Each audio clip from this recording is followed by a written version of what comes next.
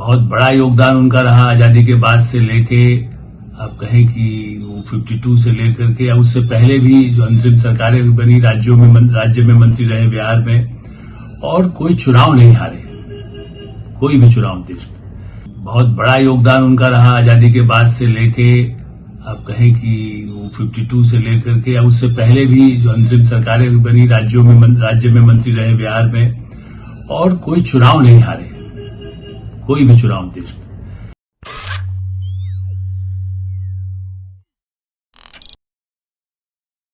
नमस्कार, मैं हूं आलोक मेहता। एडिटर्स आई में आपका स्वागत है। हमारा अनुरोध है कि आप एडिटर्स आई देखने के बाद सब्सक्राइब करें, लाइक करें, अपने मित्रों को भेजें, फॉरवर्ड करें और आपकी जो राय हो उससे भी हमें अवश्य अवगत कराएं। याद आई बाबू जगजीवन राम की। 5 अप्रैल उनका जन्मदिन होता है। कांग्रेस अध्यक्ष मल्लिकार्जुन खड़गे ने उनके जन्मदिन के लिए जिस तरह से चुना या उनके सलाहकारों ने चुना, कांग्रेस पार्टी ने चुना, ऐसा तो नहीं कि वो अकेले निर्णय कर सकते हैं कब हो, और अपनी पार्टी का चुनावी घोषणा पत्र 2024 का 2024 ऐतिहासिक चुनाव, लोकतंत्र की रक्षा या कहें कि न्याय, उनका तो सारा मुद्दा ही राहुल गांधी का न्याय, और इसलिए हम उनके मैनिफेस्टो से अधिक, चूंकि उस पर तो चर्चा टीवी, अखबार, मीडिया में हो रही है, लेकिन मुझे एक बात जरूर चौंकने को आई, चौंकाई। वैसे तो ठीक है कि जगजीवन राम बहुत बड़े नेता थे, स्वतंत्रता सेनानी थे, बहुत बड़ा योगदान उनका रहा आजादी के बाद से लेके आप कहें कि वो 52 से लेकर के या उससे पहले भी जो अंतरिम सरकारें बनी राज्य में मंत्री रहे बिहार में और कोई चुनाव नहीं हारे, कोई भी चुनाव देश में। लगातार 86 में उनका निधन हुआ, लेकिन बाबू जगजीवन राम का अपना योगदान, लेकिन उनके योगदान से मुझे लगा कि अचानक बाबू जगजीवन राम का जिक्र क्यों मल्लिकार्जुन खड़गे ने किया और उनके जन्मदिन को याद किया। यूं तो याद किया जाना चाहिए। तब समझ में आया कि हाँ, दलित, चूंकि उनके मैनिफेस्टो में भी जिस तरह की बातें कही गई, मल्लिकार्जुन खड़गे भी वो तो सपना देखते हैं कि प्रधानमंत्री में बन सकता हूं। कांग्रेस ने जो गलती की, जगजीवन राम को उस समय नहीं बनने दिया, कई बार ऐसे मौके आए। वो तो नेचुरली नेहरू के समय के नेता थे, तो वो मोरारजी भाई की तरह उनका भी सपना रहा होगा। ये बात अलग है कि इंदिरा गांधी ने उनको, नेहरू के बाद इंदिरा गांधी ने भी बड़ा महत्व दिया, बड़े महत्वपूर्ण मंत्रालय दिए, और 69 में वो कांग्रेस के अध्यक्ष रहे थे। संयोग है उस समय मैं पूरी तरह पत्रकारिता में तो नहीं आया था, तो मुझे अपना लिखना पढ़ना जरूर था, लेकिन एक छात्र जीवन में मैं बम्बई में ही था जिस समय उनको अध्यक्ष चुना गया। तो अधिवेशन में नहीं, लेकिन हाँ, उनके लिए जो भव्य यात्रा उस समय, मतलब शहर के अंदर उस समय ऐसा होता था, कांग्रेस अध्यक्ष चुने गए, और आज की तरह भव्य वैसा चकाचौंध वाला नहीं, लेकिन फिर भी सक्रिय मुंबई के शहर में उनका जब जुलूस निकला तो वो भी मैं उसका थोड़ा मैंने देखा, और तब मुझे लगा कि हाँ, कांग्रेस का अध्यक्ष ये बने हैं जगजीवन राम। तो इसलिए मैं कह सकता हूं। उसके बाद 71 से मैं दिल्ली आ गया, तो यहां पर जब वो केंद्रीय मंत्री थे, और चूंकि समाचार एजेंसी हिंदुस्तान समाचार में मैं काम करता था, पॉलिटिकल रिपोर्टिंग, पार्लियामेंट रिपोर्टिंग, और उसके प्रमुख बालेश्वर अग्रवाल जो खुद हिंदुस्तान समाचार के जनरल मैनेजर, चीफ एडिटर थे, तो वो हमें मिलाने ले जाते थे। उनकी बिहार की पृष्ठभूमि थी, तो कई बार उनसे मिलने का सौभाग्य मुझे मिला। और बाद में तो मैं साप्ताहिक हिंदुस्तान वगैरह में रहा, जिस समय 77 की घटनाएं हुई, जब उन्होंने इंदिरा गांधी की इमरजेंसी के समय तो विद्रोह नहीं किया, पूरे समय रहे, लेकिन जब इमरजेंसी खत्म हुई तब उनको लगा कि अब सही मौका है, अब मेरे लिए भी एक जिताने के लिए, जिसको कह सकते हैं कि दल, उनके पास तो कोई संगठन उस तरह से था नहीं, जनता पार्टी बिखरी हुई, कई दल को मिलकर के जो जेल से निकले थे। तो जगजीवन राम और उनके कुछ साथी, उसमें एक महत्वपूर्ण थे हेमवतीनंद बहुगुणा, क्योंकि मैं उन सब लोगों से उस समय में मिलता रहा हूं, 77, 78 बाद में भी, और उससे पहले भी बहुगुणा से मिलना होता था। इसलिए मैं कह सकता हूं कि एक मन में तमन्ना तो थी कि शायद इस बाजी में कोई भी बन सकता है प्रधानमंत्री। तब कुछ इमरजेंसी की बात तो तय था ही नहीं कि कौन बनेगा, जयप्रकाश नारायण के जीतेंगे नहीं जीतेंगे, लेकिन हाँ, प्रतिपक्ष एकजुट हो गया था, जो आज कहा जा रहा है एकजुट इंडिया नाम है, लेकिन बना नहीं। तो मल्लिकार्जुन खड़गे क्या जगजीवन राम ने जो सपना देखा था जो पूरा नहीं हो सका, वो भी वो सपना देखते हैं कि जब मनमोहन सिंह बन सकते हैं तो दलित को मुझे अध्यक्ष बना के यदि मोहल्ले की तरह भी चाहे राहुल गांधी इस्तेमाल करें, और राहुल गांधी के लिए तो असहमतियां लगातार दिख रही हैं। या क्या वो भी सोचते हैं कि इस चुनाव के बाद वही कोई ऐसी पार्टी का विभाजन हो, कई लोग छोड़ छोड़ के राहुल गांधी से नाराज हैं, तो जगजीवन राम की तरह इस बार कोई ऐसा गठबंधन हो जिसमें वो बन सके, क्योंकि ममता बनर्जी ने उनका नाम रखा था।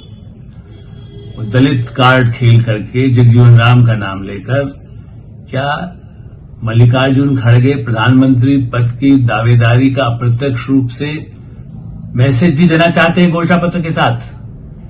यह बातें आपको कहीं सुनने को नहीं मिलेगी, क्योंकि पर्दे के पीछे जो होता है वो बहुत कम लोग समझते हैं, और जो राजनीतिक खिलाड़ी हैं पुराने वो इस बातों को समझ सकते हैं, या ऐसे हम जैसे पत्रकार उसके पीछे के रहस्य यदि है तो उसे खोजने या उसे समझने की कोशिश करता है। आप ये कह सकते हैं कि अरे भाई ये तो आप अपना इंटरप्रिटेशन है, इंटरप्रिटेशन नहीं है। मल्लिकार्जुन खड़गे बहुत चतुर खिलाड़ी हैं।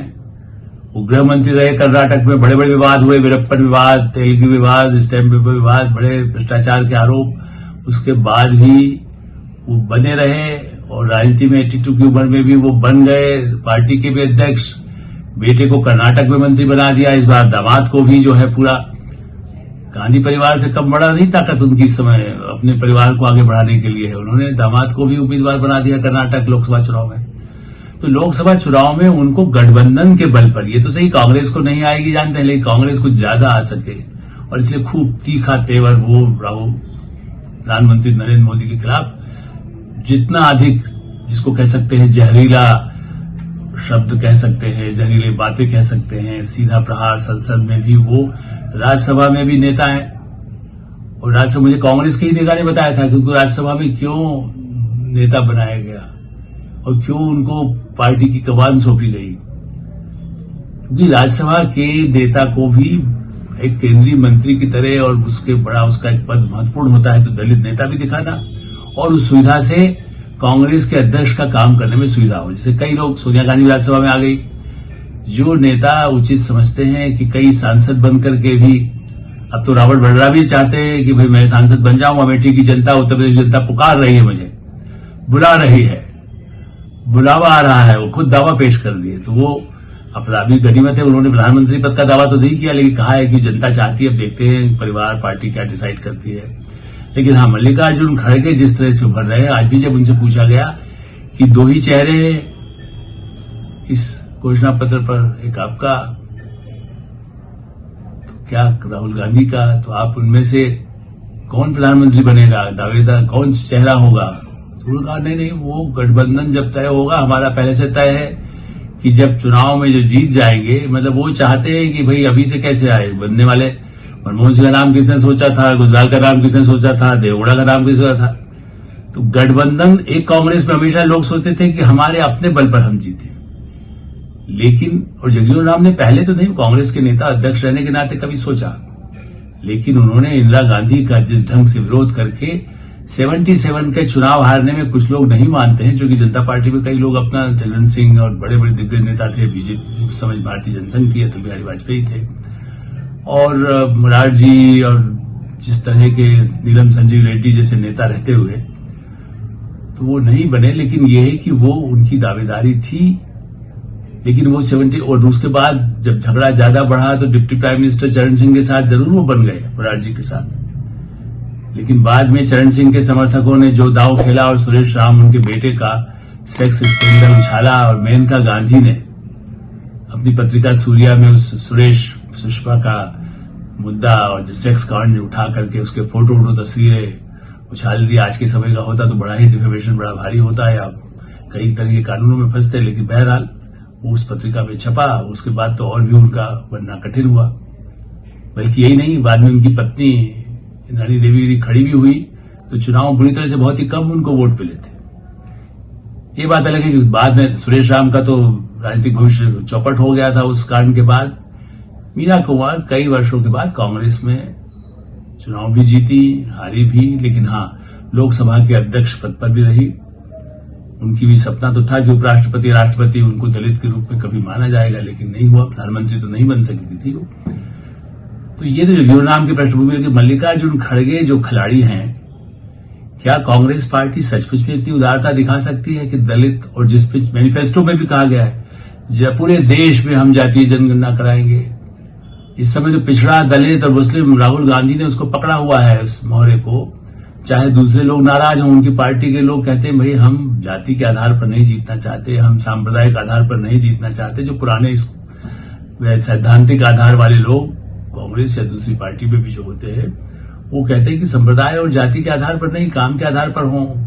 अब काम में भी कुछ ऐसे घोषणाएं करते हैं। आप ये देखिए कि क्या कितना दलितों को बढ़ाने के लिए जब उनकी सरकार थी, तो कांग्रेस की सरकार थी सोनिया गांधी के नेतृत्व पे, क्या ऐसा कोई महत्व दिया गया?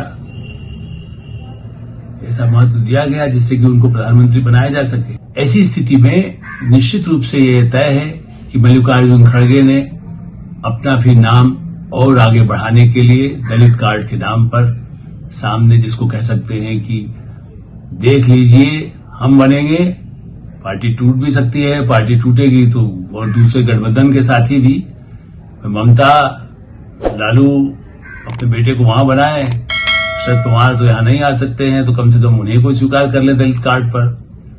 कई और दल, वामपंथी दल भी उनको स्वीकार कर लें। ये अलग बात है कि कम्युनिस्ट पार्टी तो खुद उनके खिलाफ ही वहां पर राहुल गांधी के खिलाफ अपना उम्मीदवार खड़ा कर दिए हैं केरल में। बहरहाल जो होगा, लेकिन जगजीवन राम को याद करने के पीछे मानिए कि खड़गे भी ने अपना टोपी, अपना सिर सामने कर दिया है कि ताज दलित भी बन सकता है।